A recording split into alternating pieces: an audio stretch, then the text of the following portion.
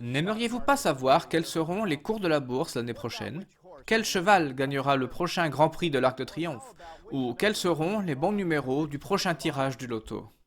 Désolé, mais je n'ai pas les réponses. Cependant, je suis sûr que vous trouverez des gens qui prétendent pouvoir le faire.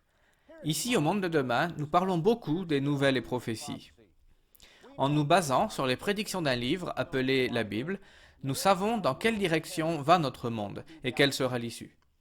Nous ne pouvons pas vous dire exactement quand certains événements auront lieu, mais nous pouvons vous garantir que certains événements auront lieu, conduisant au retour d'un dirigeant puissant qui interviendra pour sauver l'humanité d'elle-même. Au début de chaque année, nous vous donnons des tendances et des choses spécifiques à surveiller pendant l'année à venir.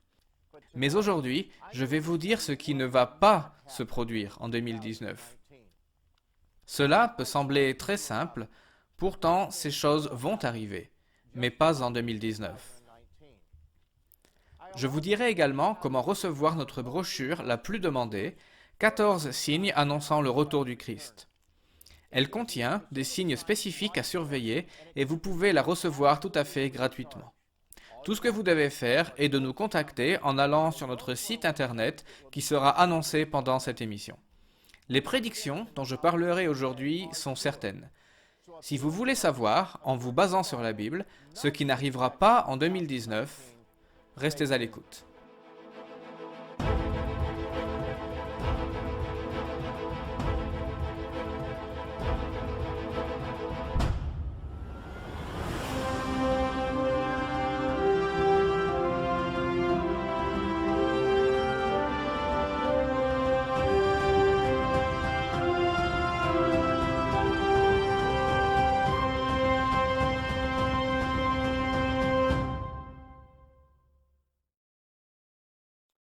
Bienvenue au monde de demain. Je vais vous donner 3 prédictions dont vous pouvez être sûr qu'elles n'auront pas lieu en 2019. Beaucoup de prétendus chrétiens croient au retour de Jésus-Christ. Nous y croyons aussi au monde de demain. Peut-être avez-vous entendu dire que Jésus peut revenir n'importe quand, même ce soir? Ce n'est pas vrai. Nous pouvons dire sans aucune hésitation que, prédiction numéro 1, Jésus-Christ ne reviendra pas en 2019. Comment pouvons-nous en être aussi certains? Encore une fois, laissez-moi vous assurer qu'ici, au monde de demain, nous croyons totalement que Jésus-Christ va revenir, et nous croyons qu'il reviendra bientôt. Alors, pourquoi pas en 2019? Considérons le fait que la Bible annonce la seconde venue du Christ. Et nous verrons ensuite pourquoi nous savons que ce ne sera pas en 2019, pas plus qu'en 2020, ni en 2021 ou en 2022. Le retour de Jésus-Christ se trouve à la fois dans l'Ancien et le Nouveau Testament de la Bible, et il a été annoncé par Jésus lui-même. Par exemple, dans la parabole de l'homme de haute naissance, nous voyons que ce noble représente le Christ qui va dans un pays lointain et qui revient. La signification est claire. Jésus partira et reviendra. Quel est donc le but de cette parabole? Nous voyons cela dans Luc chapitre 9, à partir du verset 11. Ils écoutaient ces choses, et Jésus ajouta une parabole, parce qu'il était près de Jérusalem, et qu'on croyait qu'à l'instant le royaume de Dieu allait paraître. Ils comprenaient que le message de Jésus parlait du royaume de Dieu, un gouvernement mondial sur cette terre. La parabole n'était pas donnée à des détracteurs, mais pour montrer que le temps de son accomplissement n'était pas encore venu. Cela arriverait à l'avenir, mais d'abord, il devait partir, puis revenir. Voyons au verset suivant. Un homme de haute naissance s'en alla dans un pays lointain pour se faire investir de l'autorité royale et revenir ensuite. Lorsqu'il fut de retour, après avoir été investi de l'autorité royale, il fit appeler auprès de lui les serviteurs auxquels il avait donné l'argent, afin de connaître comment chacun l'avait fait valoir. La nuit où il fut trahi, Jésus avait déclaré cela à ses disciples dans Jean chapitre 14 et au verset 28. Vous avez entendu que je vous ai dit, je m'en vais et je reviens vers vous. Après la résurrection, Jésus apparut à de nombreuses reprises pendant une période de 40 jours. Notez cela dans Actes chapitre 1 à partir du verset 3. Après qu'il eut souffert, il leur apparut vivant et leur en donna plusieurs preuves, se montrant à eux pendant 40 jours et parlant des choses qui concernent le royaume de Dieu. Que se passa-t-il ensuite? Ses disciples comprenaient qu'il établirait un royaume éternel sur cette terre. Et ils lui demandèrent quand cela aurait lieu. Sa réponse fut que ce n'était pas à eux de connaître ce moment. Leur travail était de prêcher l'Évangile au monde entier en tant que témoignage.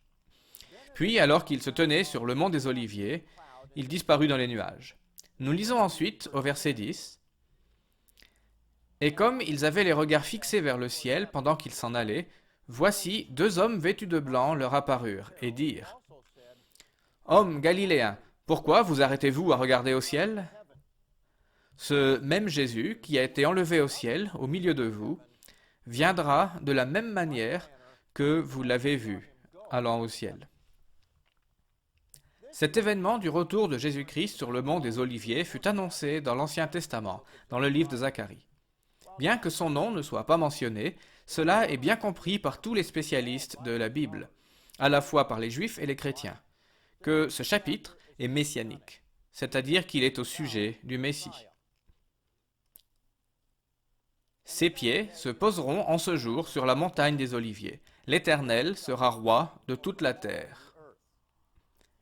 Puisque la Bible annonce le retour du Christ, comment pouvons-nous savoir que cela n'aura pas lieu en 2019 ? C'est très important car un grand nombre d'évangéliques bien connus disent au public qu'ils pourraient revenir ce soir. Cela n'est tout simplement pas biblique. Je vais en expliquer la raison dans un instant. Mais laissez-moi d'abord vous présenter la brochure la plus demandée que nous proposons. 14 signes annonçant le retour du Christ. Cette brochure, écrite par le regretté Roderick Meredith, explique à partir de la Bible 14 signes qui précéderont le retour du Christ. Vous serez surpris de constater tout ce que vous pouvez voir de vous-même. Il nous est dit que lorsque ces choses arriveront, le jour de l'intervention divine sera proche, voire très proche. 14 signes annonçant le retour du Christ est à lire absolument. Vous pouvez la recevoir gratuitement. Contactez-nous et demandez votre exemplaire dès aujourd'hui. Lorsque je reviendrai, je vous montrerai dans les Écritures pourquoi Jésus ne reviendra pas en 2019. Avant la pause, je vous ai dit que je vous montrerai pourquoi Jésus ne reviendra pas en 2019. De nombreux passages de la Bible le prouvent, mais j'en donnerai seulement quelques-uns. Les disciples de Jésus lui demandèrent : quel sera le signe de ton avènement et de la fin du monde ? Nous lisons cela dans Matthieu chapitre 24 et au verset 3. Certains attribuent à tort tous les événements de ce chapitre au terrible événement en 70 de notre ère, lorsque les armées romaines ont assiégé et conquis la ville de Jérusalem. Ce faisant, ils ignorent la question posée au verset 3. Quel sera le signe de ton avènement et de la fin du monde ? La fin de la domination humaine a-t-elle pris fin en 70 après Jésus-Christ ? Jésus est-il revenu peu après ? Bien sûr que non. Les signes donnés dans les versets bibliques suivants se réfèrent à une époque très éloignée de l'an 70. Ils concernent notre époque, comme de nombreuses prophéties le montrent. Et certains de ces signes ont lieu maintenant. Mais notez certains signes très spécifiques mentionnés au verset 15. C'est pourquoi, lorsque vous verrez l'abomination de la désolation dont a parlé le prophète Daniel, établi en lieu saint, alors que ceux qui seront en Judée fuient dans les montagnes. L'abomination de la désolation est spécifique, et nous devons surveiller une ancienne prophétie donnée par le prophète Daniel. Daniel avait prédit au chapitre 11 et au verset 31 du livre portant son nom, un événement qui allait se produire environ 350 ans plus tard. Elles feront cesser le sacrifice perpétuel et dresseront l'abomination du dévastateur. Cela se produisit avec une précision remarquable. L'historien juif Joseph rapporte que le dirigeant grec Antiochos Épiphane avait interdit les sacrifices quotidiens au temple à Jérusalem pour une période de 3 ans et 6 mois. Il a écrit : Antiochos contraignit les Juifs, au mépris de leur loi nationale, à laisser leurs enfants incirconcis et à sacrifier des porcs sur l'autel. Il s'est écoulé encore 200 ans avant que Jésus ne nous avertisse qu'un événement similaire aura lieu, un événement encore à venir. Daniel parla aussi de la fin des temps, comme nous l'avons souvent montré dans ses émissions. La prophétie de Daniel 12 est clairement pour la fin des temps, l'époque du retour du Christ. Notez les premiers versets de ce chapitre.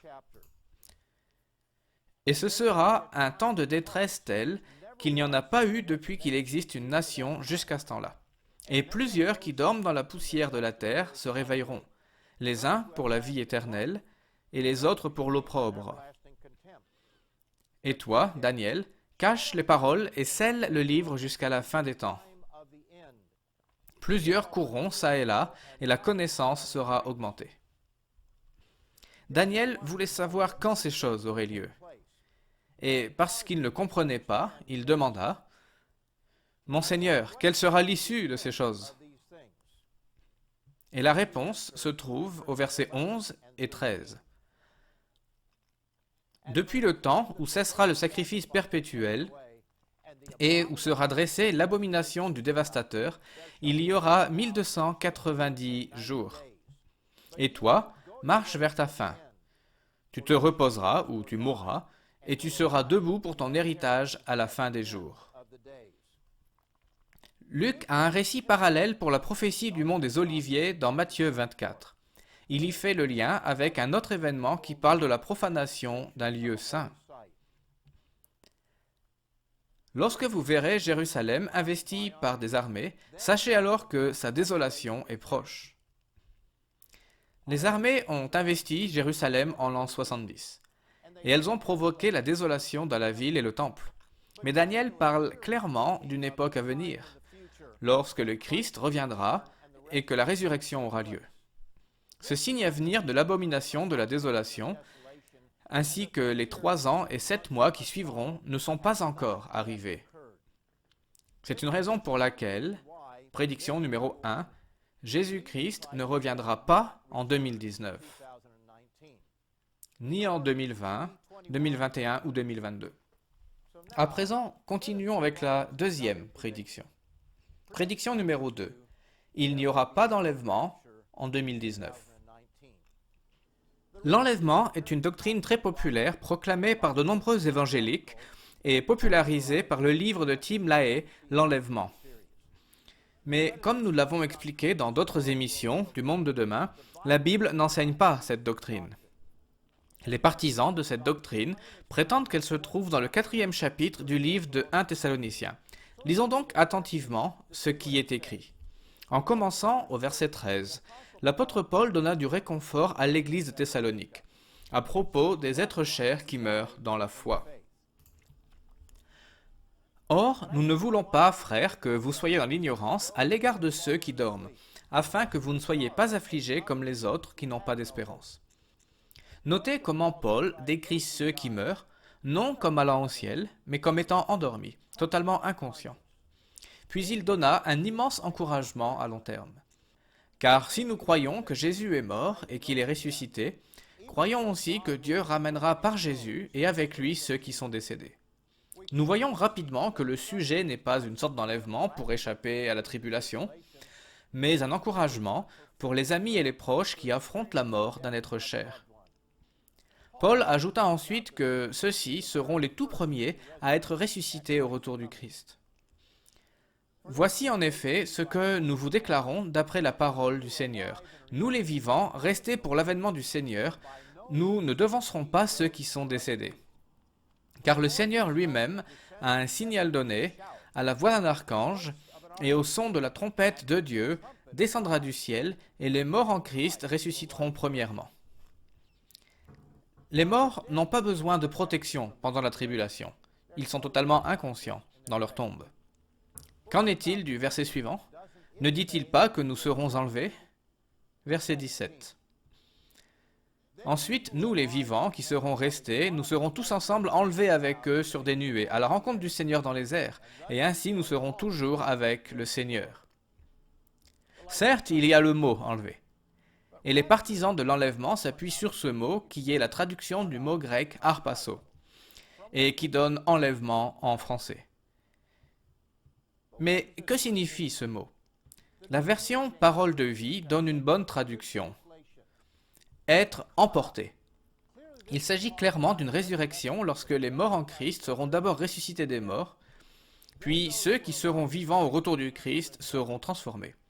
Il n'y a aucune allusion à une sorte d'enlèvement. Et le dernier verset de ce chapitre clarifie bien le sujet. Consolez-vous donc les uns les autres par ces paroles. Paul ne se focalise pas sur un enlèvement, mais il réconforta ceux qui ont perdu un être cher, mort dans la foi. Notez l'époque de cette résurrection d'entre les morts. Paul dit-il quand cela aura lieu? Car le Seigneur lui-même a un signal donné à la voix d'un archange et au son de la trompette de Dieu. Le livre de l'Apocalypse décrit 7 trompettes qui retentiront à la fin des temps. Que se passera-t-il au son de la dernière trompette?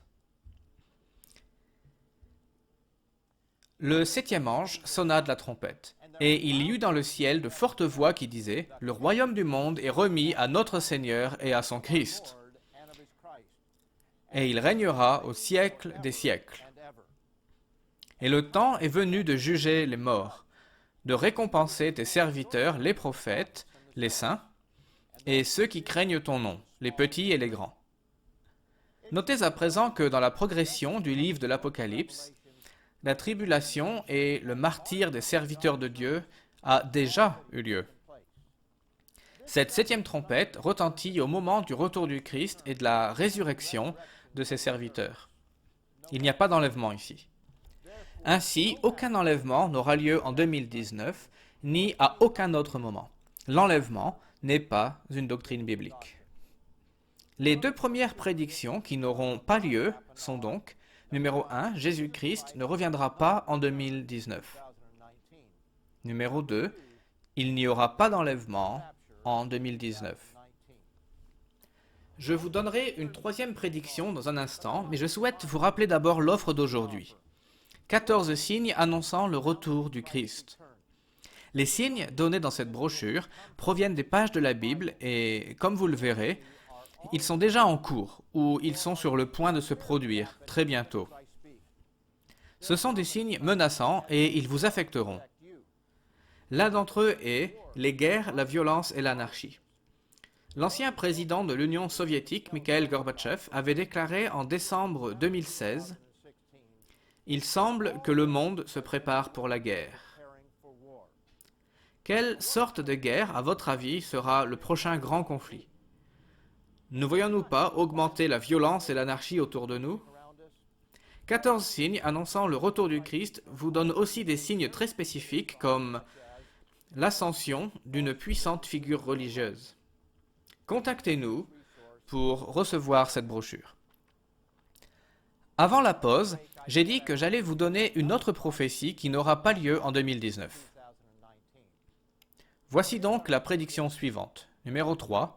La véritable paix arrivera, mais pas en 2019. L'humanité désire la paix. Des institutions ont été créées pour la mettre en place. La Société des Nations a été créée pour mettre fin aux guerres. Après son échec à la fin de la Deuxième Guerre mondiale, les Nations Unies ont été créées. Mais elles n'ont pas davantage apporté la paix. L'ancien président américain Richard Nixon a décrit ce problème dans son livre « La paix véritable ». Ceux qui font la paix assis derrière un bureau, au lieu d'être à la table de négociation, ont le luxe d'être des pacificateurs, qui ne s'encombrent pas des problèmes complexes de la véritable diplomatie internationale, dans un monde sans dessus-dessous. Pour eux, le seul obstacle à la paix est le manque regrettable de dirigeants désintéressés et idéalistes, qui auraient la volonté de mettre de côté tout intérêt propre et national, dans le but d'apporter la paix dans le monde. Ils espèrent que cette ère sera une époque où les intérêts personnels, la force qui a dirigé le cours de l'histoire depuis la nuit des temps, disparaîtront. Ils comprenaient avec justesse que le problème est principalement théologique et que la nature humaine doit changer. Mais Nixon n'était pas optimiste. Sur le long terme, nous pouvons espérer que la religion changera la nature humaine et réduira les conflits. Mais l'histoire ne rend pas optimiste.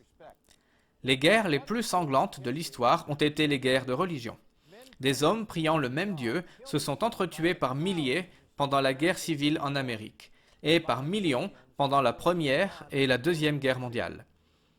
À moins que les hommes ne changent, la véritable paix ne pourra être établie que si la plupart d'entre nous apprenons à vivre avec nos différences, au lieu de nous tuer au nom de celles-ci. Malheureusement, Nixon avait raison. Trop souvent, la religion a été le problème au lieu d'être la solution. Nous avons beau tourner le problème dans tous les sens, nous arrivons à la même conclusion. La science et la technologie peuvent nous emmener vers la Lune, mais en fin de compte, il reste un monstre de Frankenstein qui peut détruire toute vie sur cette planète. Les gouvernements sont dirigés par des rois, des présidents, des partis, des comités, des congrès et des parlements.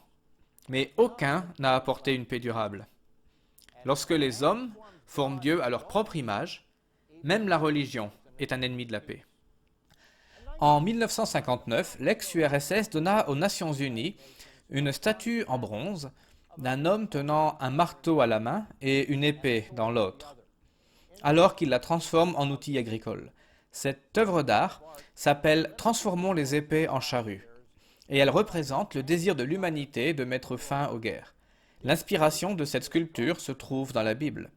Nous lisons dans Michée, chapitre 4 et au verset 3, « De leurs épées ils forgeront des socs, et de leurs lances des serpes.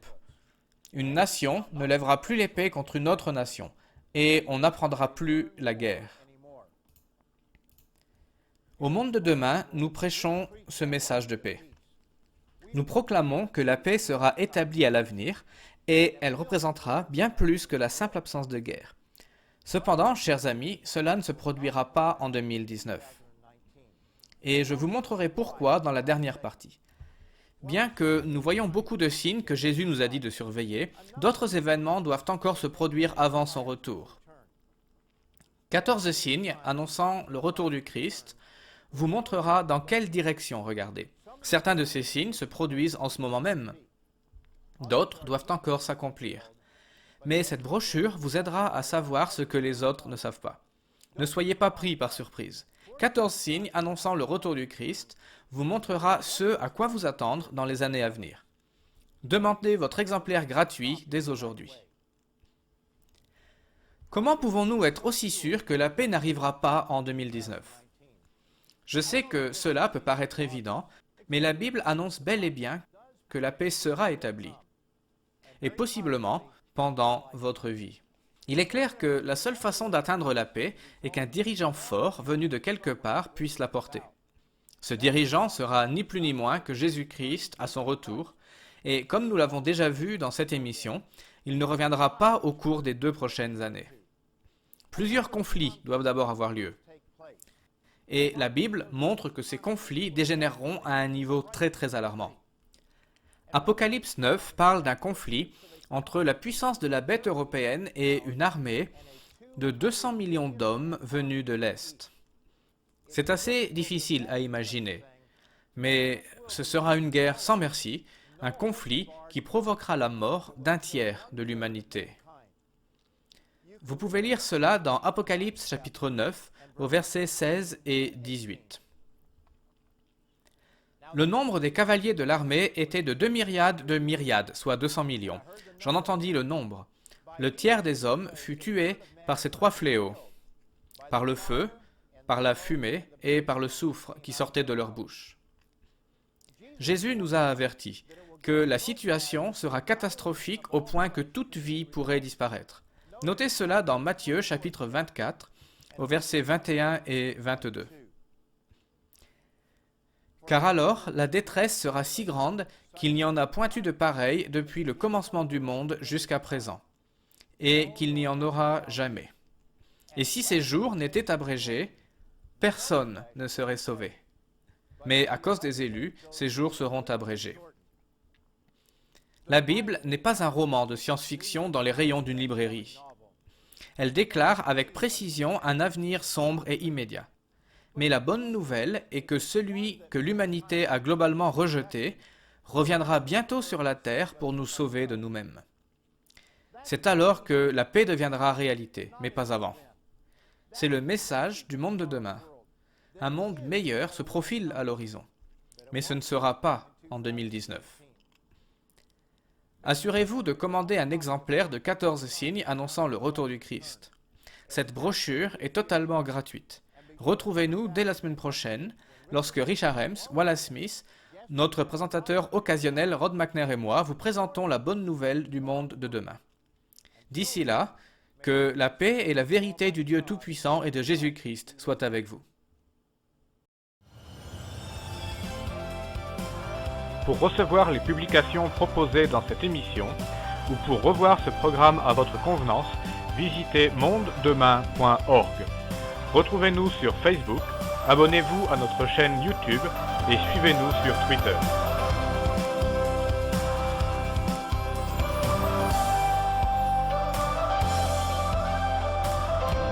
Cette émission est produite par l'Église du Dieu vivant.